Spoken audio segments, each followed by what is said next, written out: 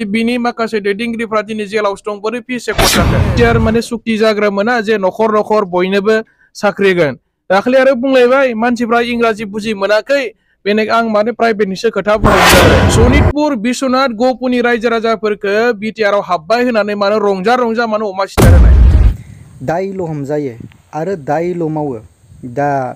बेनि गेजेरजोंनो आं नोंथांमोननो फोरमायनो सानदों मानाव गिदिर जोंना दा बिटिसिनि बिटिआरनि सिएम प्रमद बर' सारखौ गोबां दायजों जाबसिनबाय थायो दा बिपिएफनि रेन्जय बियो मा फोरमायदों नोंथांमोना भिडिअखौ नायनानै लागोन কৰিছে বা বেলেগকে বুজি পাইছে মইতো ক'ব নোৱাৰো আমি কৈছিলো জব মানে অকল গভৰ্ণমেণ্ট চাকৰি নহয় হা প্ৰাইভেট চাকৰিটো জব বুলি কোৱা হয় কিবা এটা কাম কৰিলে সেইটো জব কৰা বুলিয়ে কোৱা হয় বুজিছেনে তো গতিকে আমি কামৰ কথা কৈছো आरो बे 5 बोसोराव बिथांमोना दिनै गावसोर खोथा होनाय बायदि रायजो राजानो मोनसेबो खामानि मावफुंनानै खोन्थानो हादिया गावसोरनि बिटिआर एग्रिमेन्ट खालामनाया दिनै 5 बोसोर जासेयावबो गावसोर बुंखाना लानाय बायदि 60टा समस्ति जानो गोनांखौ दिनै बिथांमोना मावनायाव फेल जाफैबाय जोंनि लाइमोन सेंग्रा सिख्ला इडुकेटेड इयुथ्सफोरनो बिथांमोना साख्रि होनायनि खोथा बुंदोंमोन दाखालि बावैसो निउसाव माबा खोथाखौ आरो सोलायलायनाय नुलायबाय बिटिआरनि चिफ प्रमद बर' बिथांखौ मा खोथा होलाय सोलायलाय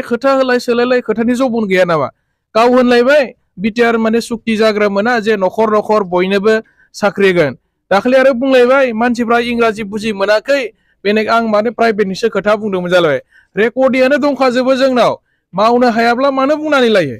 जे गावनो होनथारबाय जे जोङो न'खर न'खर मानसिफोरनो बयनोबो साख्रि होगोन दा आरो बुंलायबाय माबा प्राइभेट साकरि दा प्राइभेट साख्रि होनो ओंखारदोंबा होदो प्राइभेटखौबो मानो होनो हायाखै न'खर न'खर होनायाथ' गोजाननि खोथा खिन्थु गामि दाबसेयाव साफानो सासे जोंनि माने लेखा गोरों सेंग्रा सिख्लाफोरनो साख्रि होनायब्लाबो माबा मोनसेब्लाबो थांना थानो हानायनि बेबस्था होदों होननानै जों सानगौमोन खिन्थु बेबो गैया ओरैबायदि माने खोथा होलाय थगायलाय सनितपुर बिश्वनाथ गहपुरनि रायजो राजाफोरखौ बिटिआर आव हाबबाय होननानै मानो रंजा रंजा मानो अमा सिथार होनाय मानो बम गावहोआ दिनैथ' सनितपुरनि दाबसेबो गामि हाबनायनि नटिफिकेसन मानो ओंखारनो होनो हादिया पार्लियामेन्टआव मानो बिल पास खालामनो हायाखिसै आसामनि केबिनेटआव मानो डिसिसन लानो हायाखिसै दिनैथ' सनितपुर बिश्वनाथनि रायजो राजाफ्रा नेयै कमप्लिटलि माने 5 बोसोर नेबाय 5 बोसोराव दाबसेबो गामिखौ एक्सटेनसन खालामनो हायाखिसै बिथांमोना खिन्थु रायजो राजाफ्राथ' गोबां माने फोथायदोंमोन आरो नेदोंमोनबो जामारथारगोन नामा बिथांमोना ओरैबायदि गोदै राव बुंनानै सनितपुर बिश्वनाथनि रायजोफोरखौ रंजा होबाय अमा सिथार होबाय माने बिराद मोनसे उत्सा खालामबाय दिनै पार्लियामेन्टआवबो बिल लाबोनो हायाखिसै गामि दाजाबनायनि बिथांमोना आसामनि केबिनेटआवबो बिल माने लाबोनो हायाखिसै दा बेबायदि थगाय दिनै कमप्लिटलि 5 बोसोरा जोब्बाय आरो इउपिपिएलआ थगायनायनि जि राजखान्थि खालामनाय बेनिफ्राय गोजानाव थाथों आरो बिथांमोना बेनि अनगायैबो जोंनि ओनसोलाव गोबां डेभेलपमेन्टनि खोथा बुंदोंमोन मोनफ्रोमबो डिस्ट्रिक्टआव एडिशनेल नवोदय स्कुल लाबोनायनि खोथा बुंदोंमोन बेबो गैया चिरां जिल्लायाव रेल फेक्टरि बानायनायनि खोथा बुंदों बेबो गैया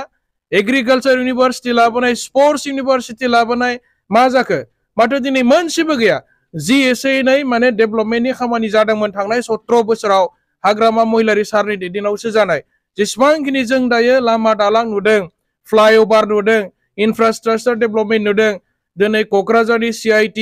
क'क्राझारनि बेसरगावआव थानाय मेडिकेल कलेज इउनिभारसिटि गासिबोथ' हाग्रामा महिलारि सारनि समावसो जानाय दा गावसोरनि नैबे 5 बोसोराव मावनाय जेबो उदाहरन गैया आरो दिनै बिटिआरआ जायाखैथ' बोरै बिटिआर माय थाखो बिटिसिनि